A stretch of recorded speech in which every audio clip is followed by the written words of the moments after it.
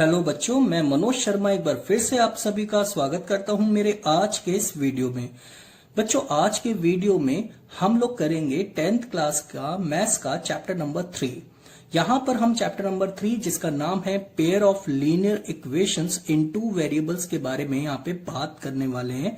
तो लेकिन पूरे इस चैप्टर के क्वेश्चंस को करने से पहले हम इसके कुछ बेसिक कॉन्सेप्ट्स को अच्छी तरीके से समझेंगे। हालांकि यहां तक हमने linear equation in two variables जो है ये हमने 9th क्लास में चैप्टर पढ़ रखा है, लेकिन इसके साथ एक चीज आ गई जिसका नाम है pair.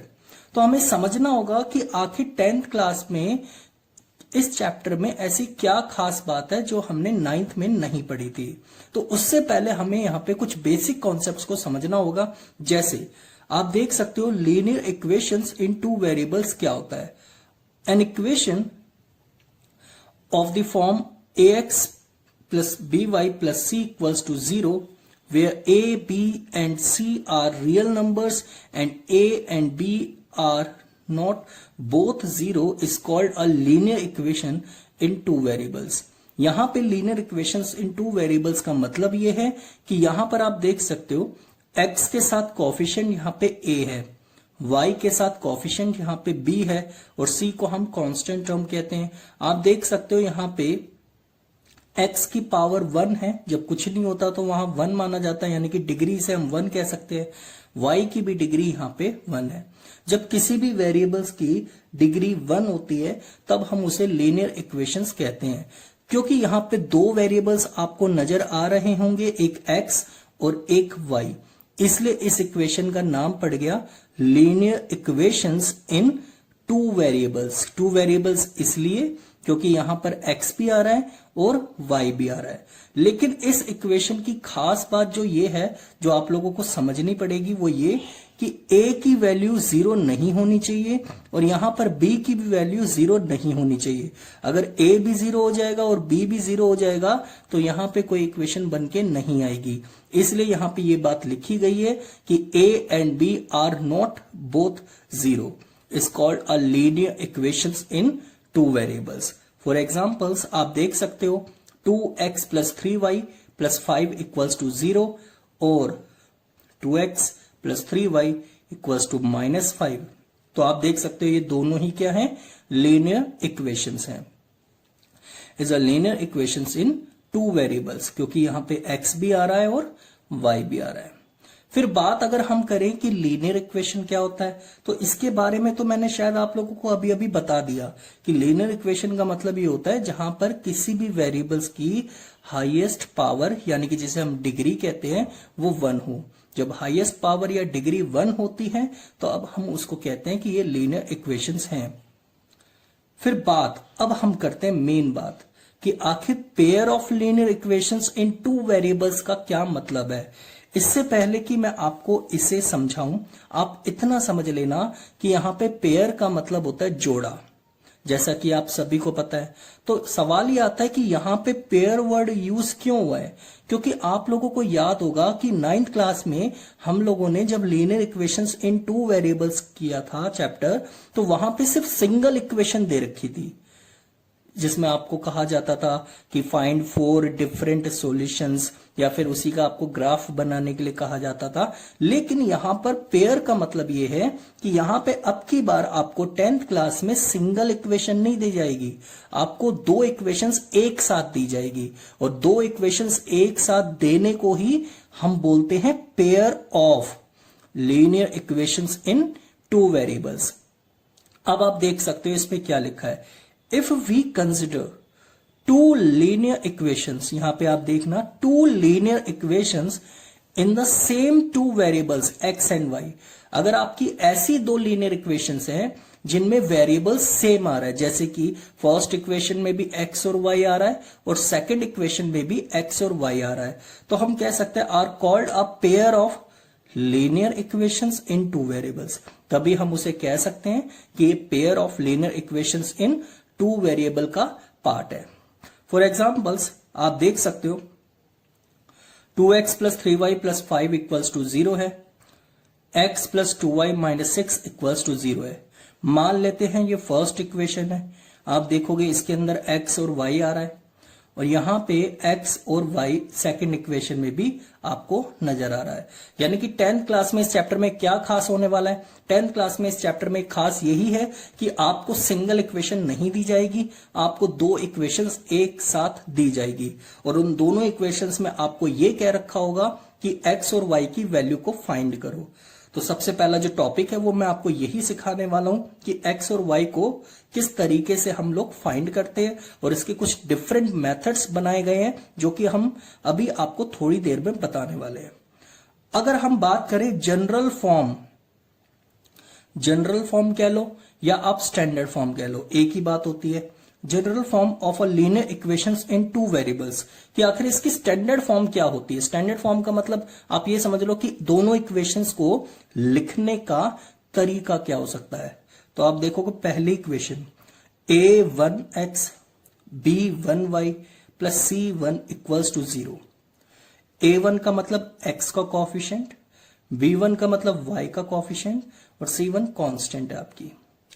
a2x plus b2y plus c2 equals to 0 मतलब a2 का मतलब है x का कोएफिशिएंट, b2 का मतलब y का कोएफिशिएंट और c2 आपकी कांस्टेंट है। यहां पे एक खास बात का आप लोग ध्यान रखना, x और y ये सेम रहते हैं लेकिन इनके कोएफिशिएंट्स चेंज रहते हैं हमेशा, यानी कि चेंज हो भी सकते हैं और नहीं भी हो सकते, वो डिपेंड करता है आपको इक्वेशंस कैसी दी गई है। यानी कि यहां पे अगर 3 होगा तो हो सकता है कि यहां पे कुछ और हो सकता है कि 3 भी हो, मतलब ये चेंज होते रहेंगे इनके कोएफिशिएंट्स और कांस्टेंट, लेकिन वेरिएबल्स आपके सेम रहते हैं।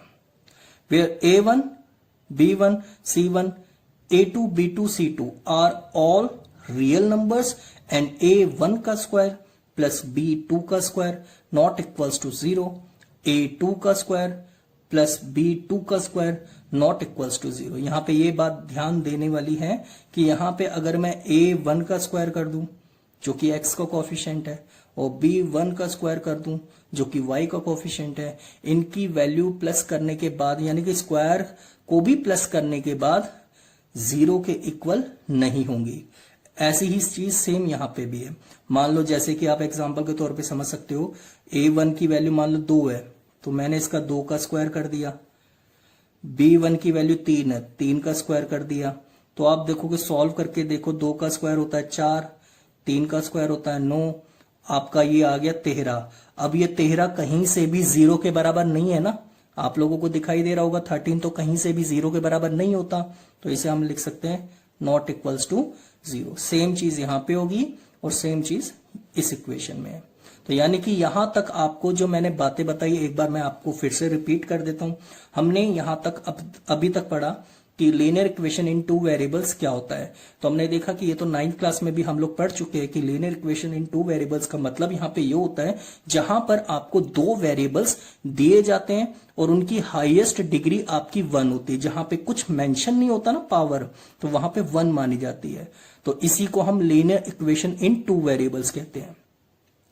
फिर हमने पढ़ा कि लीनियर इक्वेशन क्या होती है, तो ये तो बात मैं आपको यहीं बता चुका हूं कि लीनियर इक्वेशन का मतलब वही जहां पे हाईएस्ट डिग्री किसी भी वेरिएबल की क्या हो, 1 हो, उसको हम लीनियर इक्वेशन बोलते हैं।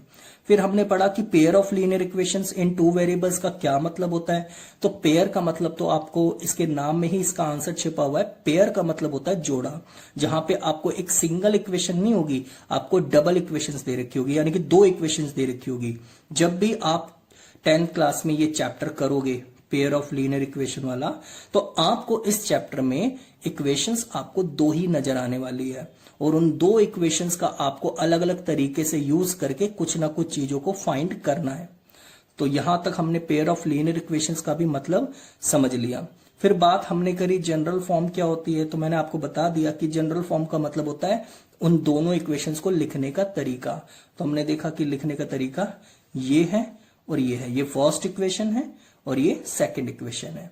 चलो अब हम आगे करते हैं, आगे समझते हैं कि यहां पे जो आपको नई चीज देखने को जो मिलेगी वो ये है कि methods of solving pair of linear equation in two variables, कि आखिर पेयर ऑफ लीनियर इक्वेशंस को सॉल्व करने के मेथड्स कितने हो सकते हैं। तो हमने देखा methods of solving pair of linear equations in two variable के यहां पे 2 मेथड हैं। जी हाँ, आप देख सकते हो दो मेथड, पहला एल्जेब्रिक मेथड और दूसरा ग्राफिकल मेथड। तो सबसे पहले हम ये देखेंगे कि एल्जेब्रिक मेथड में क्या आता है। तो एल्जेब्रिक मेथड में भी 3 मेथड आपको करने पड़ेंगे। कुछ बच्चे सोच रहे होंगे इससे बढ़िया तो हम 9th में ही ठीक थे। ऐसा बिल्कुल भी नहीं है। 10th क्लास में आप लोग देखोगे कि मैथ्स में जो आपको कुछ इतने चैप्टर्स ऐसे लगेंगे जो बहुत ज्यादा इंटरेस्टिंग है, और इस चैप्टर को भी आपको करते टाइम बहुत अच्छा, बहुत ही बढ़िया इंटरेस्ट आने वाला है, क्योंकि बहुत आसान चैप्टर होता है ये। तो आप देखोगे एल्जेब्रिक मेथड में 3 मेथड होते हैं, एलिमिनेशन, सब्स्टिट्यूशन और क्रॉस मल्टीप्लीकेशन मेथड। तो elimination, substitution, cross multiplication method हम एक एक करके बाद में करेंगे। और दूसरा मेथड होता है ग्राफिकल मेथड। ग्राफिकल मेथड को भी 3 पार्ट्स में यहां पे डिवाइड किया गया है, जिसमें आप देख सकते हो 3 पार्ट्स में। पहला, मान लो कि आपने दोनों इक्वेशंस का, क्योंकि पेयर चल रहा है, आपको पता है कि पेयर ऑफ लीनियर इक्वेशन में 2 इक्वेशंस दी जाएगी। मान लो एक इक्वेशन का आपने ग्राफ बनाया ऐसे, दूसरी इक्वेशन का आपने ग्राफ बनाया ऐसे। मतलब एक इक्वेशन का ग्राफ ऐसे बन गया जब आपने बनाना शुरू किया, और दूसरी इक्वेशन का जब आपने ग्राफ बनाना शुरू करा तो उसका ऐसे बन गया, और दोनों ग्राफ आपके किसी ना किसी एक पॉइंट पे इंटरसेक्ट कर रहे हैं ना। तो इस पॉइंट पर अगर इंटरसेक्ट कर रहे हैं तो ऐसे केस को हम यूनिक सॉल्यूशन के नाम से जानते हैं। यानी कि then the two equations have unique solutions given by x बराबर a, y बराबर b। तो इसी को दूसरे नाम हम क्या देते हैं, कंसिस्टेंट। यहां पे आप लोगों को समझना कि कंसिस्टेंट का मतलब क्या होता है। जब 2 इक्वेशंस को यूज करके आप x और y की वैल्यूज को कैलकुलेट कर सकते हो, तो इस चीज को हम कंसिस्टेंट बोलते हैं। फिर से एक बार सुन लो, मान लो आपने 2 इक्वेशंस आपको दी गई, आपने 2 इक्वेशंस का यूज किया और x और y की वैल्यू निकाल ली, तो ऐसे केस को हम बोलते हैं कंसिस्टेंट। कंसिस्टेंट का मतलब ये जिसमें x भी वैल्यू निकल जाए और y की भी निकल जाए। फिर बात आती है B, the 2 lines are coincident. आप देखोगे कोइंसिडेंट का मतलब यहां पे क्या होता है, मैं आपको बता दूं, to each other then the 2 equations have infinitely many solutions। समझो आप इस बात को कि इसमें क्या लिखा है। वैसे मैं आप लोगों को बता दूं कि ग्राफिकल मेथड हम एल्जेब्रिक मेथड के बाद डिटेल में करने ही वाले हैं, लेकिन अभी मैं सिर्फ आप लोगों को ओवरव्यू दे रहा हूं, तो इसलिए आप थोड़ा सा समझ लो, बाकी डिटेल में हम बाद में समझेंगे जब ये टॉपिक स्टार्ट होगा। तो आप ये समझ लो कि इनफाइनेटली मैनी सॉल्यूशन, यानी कि यहां पर कोइंसिडेंट का लाइन का मतलब क्या होता है। देखो, जब आपको 2 इक्वेशन दी गई और पहली इक्वेशन का जब आपने ग्राफ बनाया तो ऐसे बन गया, फिर आपने जब सेकंड इक्वेशन यूज करी तो उसका भी ग्राफ आपका इसी लाइन के ऊपर बन गया। तो जब लाइन के ऊपर लाइन आ जाती है तो उसे हम बोलते हैं कोइंसिडेंट टू ईच अदर। तो यहां पे हमेशा याद रखना कि इसके सॉल्यूशन इनफाइनेटली मैनी सॉल्यूशंस होते हैं, और इसको भी हम कंसिस्टेंट बोलेंगे, क्योंकि मैंने आप लोगों को अभी अभी बता दिया कि कंसिस्टेंट का मतलब ये होता है कि जहां पे x की भी वैल्यू निकाली जा सके और y की भी वैल्यू निकाली जा सके। तो इसमें भी आप x की भी वैल्यू आराम से निकल जाएगी, क्योंकि इस लाइन पर कितने भी पॉइंट्स आएंगे हमें पता ही नहीं कि कितने पॉइंट्स आ सकते हैं, और जब कितने भी पॉइंट्स आ सकते हैं तो ऐसी चीज को हम इनफाइनेटली मैनी सॉल्यूशंस कहते हैं। तो इसको हम क्या बोलेंगे, कंसिस्टेंट। आपको मैं डिटेल में आगे और बताऊंगा कि इसका क्या मतलब होता है। Third case, the 2 lines are parallel to each other. आप देख सकते हो, then the 2 equations have no solutions. मान लो कि आपने फर्स्ट इक्वेशन यूज करी, उसका ग्राफ आपका ऐसे बन गया। सेकंड इक्वेशन आपने यूज करी, उसका ग्राफ आपका ऐसे बन गया, और आप देख सकते हो कि ये दोनों लाइंस एक दूसरे के पैरेलल है। और याद रखना, पैरेलल का मतलब क्या हुआ कि ये कभी भी एक दूसरे को इंटरसेक्ट नहीं करेगी। अगर कोई लाइंस एक दूसरे को कभी इंटरसेक्ट करेगी ही नहीं तो वहां पे सॉल्यूशंस निकल ही नहीं सकते हैं, इसलिए हम उसको क्या कहेंगे फिर, नो सॉल्यूशंस। यानी कि यहां पे कोई भी ना तो x की वैल्यू निकल के आएगी और ना ही y की वैल्यू निकल के आएगी। और जब x की भी कोई वैल्यू ना निकल के आ पाए और y की भी वैल्यू कोई ना निकल के आ पाए तो इस चीज को हम बोलते हैं इनकंसिस्टेंट। यानी कि इन दोनों में कंसिस्टेंट और ये इनकंसिस्टेंट, यानी कि यहां पर आप देख सकते हो वैल्यूज तो निकल ही रही है, यहां पे तो इतनी निकल रही है कि पता ही नहीं चल पा रहा कि कितनी निकल पा रही है, इसलिए इसे इनफाइनेटली कहते हैं। यूनिक सॉल्यूशंस का मतलब जहां पे एक पॉइंट पे आके दो लाइंस एक दूसरे को इंटरसेक्ट कर जाती है, तो वहां पे आपकी x की भी कोई ना कोई एक वैल्यू आएगी और y की भी कोई ना कोई एक वैल्यू आएगी। हालांकि इस चीज को हम बाद में करेंगे अलजेब्रिक मेथड में। सबसे पहले मैं अगले वीडियो में आपको एलिमिनेशन मेथड के साथ x और y की वैल्यूज को सॉल्व करना सिखाऊंगा। तब तक के लिए आप लोग मेरे अगले वीडियो का वेट कीजिए, और अगर आप लोगों को ये वीडियो अच्छी लगी तो आप इसे आगे तक जरूर शेयर कीजिए और लाइक, शेयर और सब्सक्राइब जरूर आप कीजिए। Thank you so much.